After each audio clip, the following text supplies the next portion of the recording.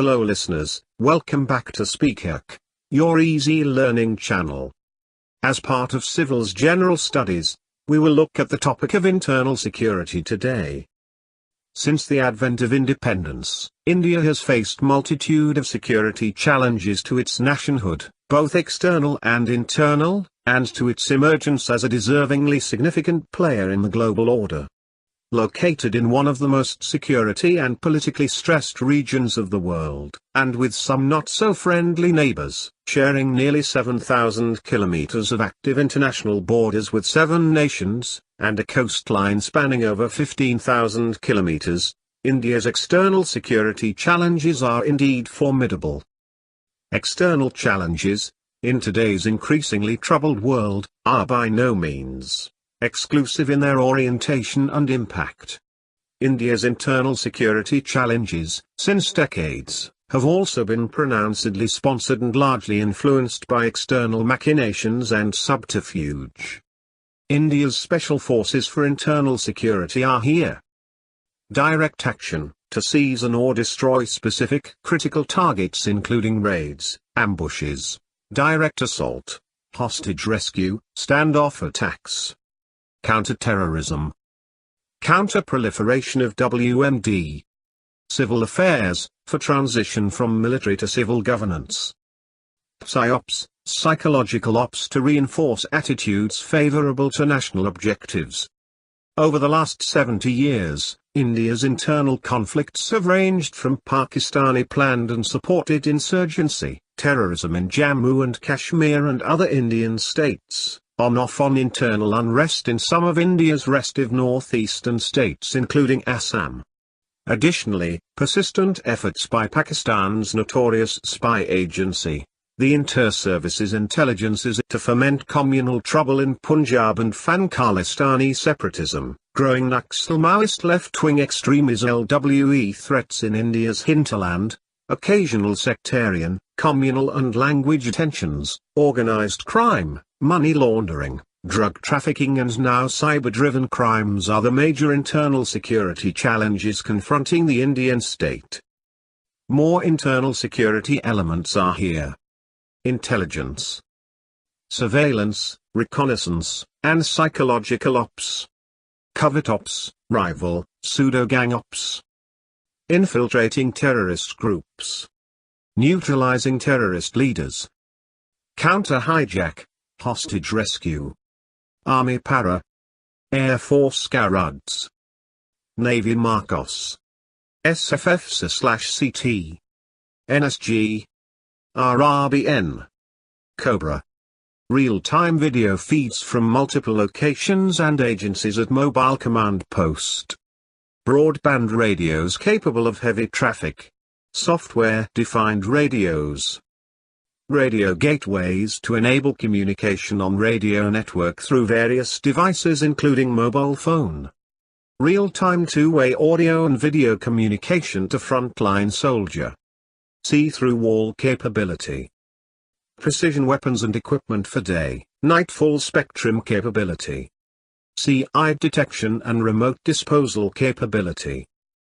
We will discuss common factors impacting internal security in India. Internal security has many constituents, and apart from external influences impacting it, there exist certain common factors which, historically, impinged its contours in the Indian context. Some of these are briefly discussed below. India is home to countless faiths and sub-faiths, cultures, castes, languages, regions, customs, and its diversity, though uniquely beautiful, is indeed mind-boggling. By conservative estimates, India is home to nearly 1,660 languages, 22 official and dialects, nearly 3,000 castes and subcastes, and virtually all known world religions, making India, indeed, a microcosm of the world. Unquestionably, India's quintessential strength lies in this diversity. Yet it also lends itself to major internal strife when provoked both from within or by external influences. Major central police forces in India are CRPF, 300,000 plus personnel. BSF 240,000 personnel. ITBP 50,000 personnel. CISF 145,000 personnel. Assam Rifles 65,000 personnel. SSB 50,000 personnel. NSG 5,000 personnel. SPG 3,000 personnel. Maoist menace. The Maoist movement have been termed by India's Prime Minister as the greatest internal security threat. However, since 2009, the Maoists have been at the receiving end, with several of their top and middle-rung leadership having either been neutralized or arrested, while the CRPF have been assisting the state police in anti-Maoist operations. Most of the Maoist-affected states have been on a modernization spree and have come up with their own special forces to combat the Maoists. Some of the most successful state-level special forces created for anti-Maoist operations are: 1. Greyhound Andhra Pradesh. 2. C-16 Special Action Group, Maharashtra. 3. Counterinsurgency Force and Striko West Bengal. 4. Special Operations Group SOG, Odisha. 5. Anti-Naxal Force, Karnataka. 6. Special Task Force, Bihar. 7. Jharkhand Jaguars, Jharkhand. 8. Chhattisgarh Armed Force, Chhattisgarh. 9. Hawk Force, Madhya Pradesh. A nation like India, with its immense diversity, as stated above in the introductory remarks of this article, is virtually a tinderbox waiting to be ignited if certain socio-economic political imperatives are not fulfilled by either governments or society. Thus ethno-religious ideological fault lines, which exist in India, have to be managed with a sense of fairness and balance for all sections of Indian society. By any benchmark, India today stands at the cusp of becoming a reckonable global power. Let us not miss the India moment.